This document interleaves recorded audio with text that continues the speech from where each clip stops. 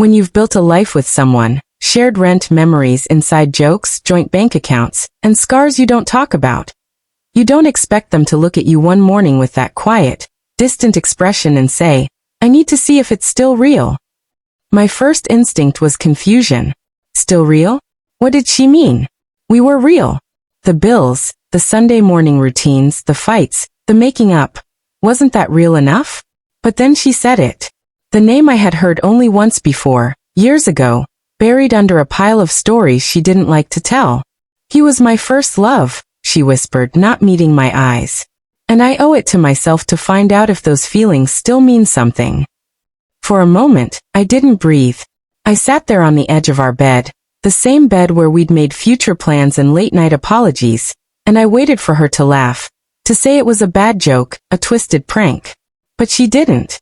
She just sat on the floor, her knees pulled to her chest like she was a teenager again, and stared at the carpet. The room suddenly felt colder, smaller, like the air itself had shifted.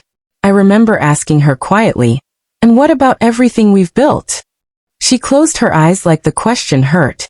"That's why I need to know," she said. "Because if I don't do this, I'll always wonder. I'll resent you. I'll resent this marriage. I just need clarity." Clarity.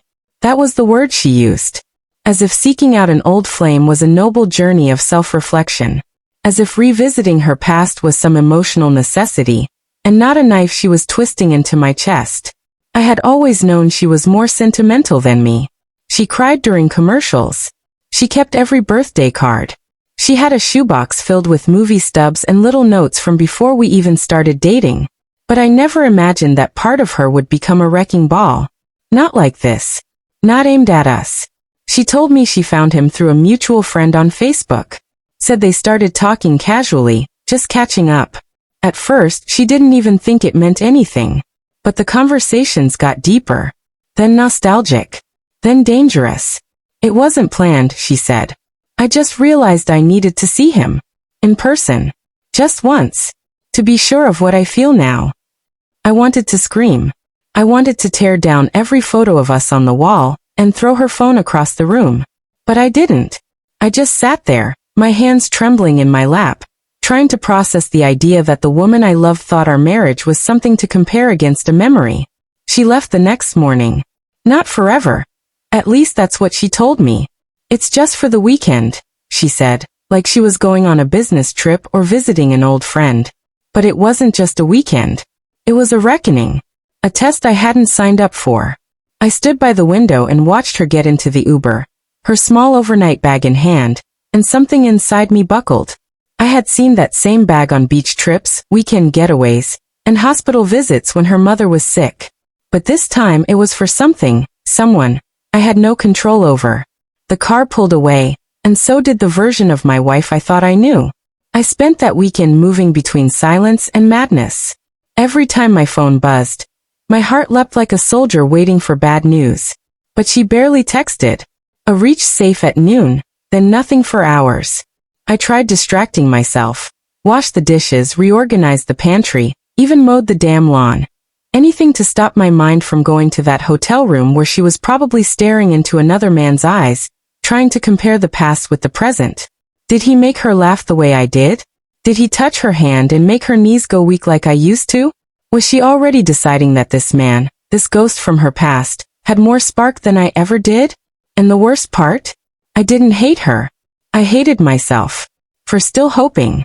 For still praying that she'd come back and say, "It was nothing. I'm sorry. I just needed closure."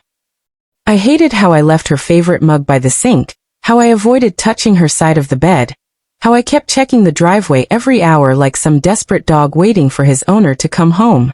Was I not enough? Was all our history, all our stability, really so boring to her?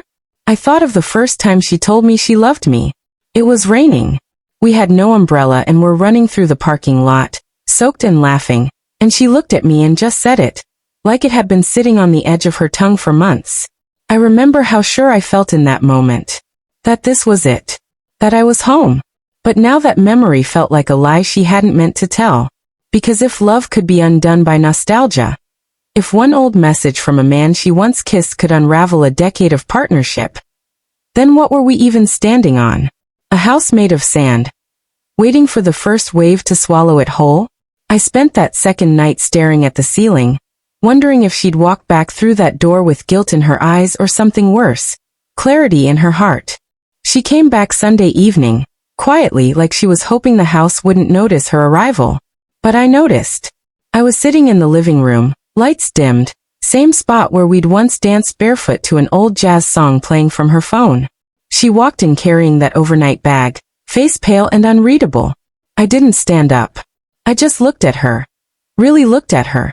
Searching for something in her eyes that might tell me how much of us was still left. She placed the bag down, then sat across from me, hands folded nervously. For a full minute, neither of us said a word.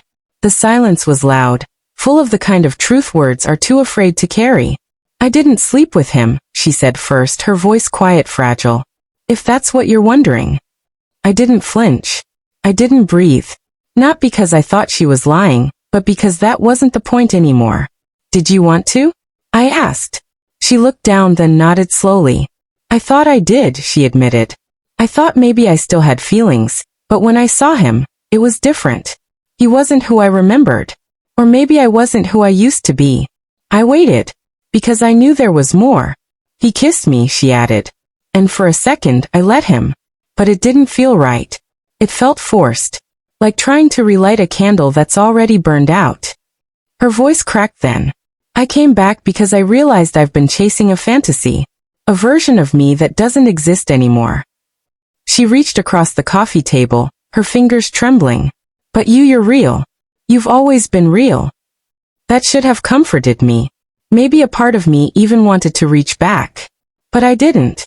Because something had shifted, permanently. I had always believed love meant standing by someone through confusion, temptation, doubt. But now I realized that love also meant knowing when someone had already left you in their heart, even if they physically came back. I'm glad you got your answer, I said. But what about me? Who helps me find mine? Her eyes welled up with tears. I'm sorry, she whispered. I thought I needed closure. But maybe I just needed to remember who I am. I nodded, standing up slowly. And I need to remember who I am too. Because this version of me, the man who waits, who watches his wife walk away to chase old flames, that's not who I want to be anymore. I didn't slam doors. I didn't say cruel things. I just packed a bag that night, just like she did 2 days earlier. And as I stepped into the night, I finally realized that sometimes, love doesn't leave you in one sudden heartbreak.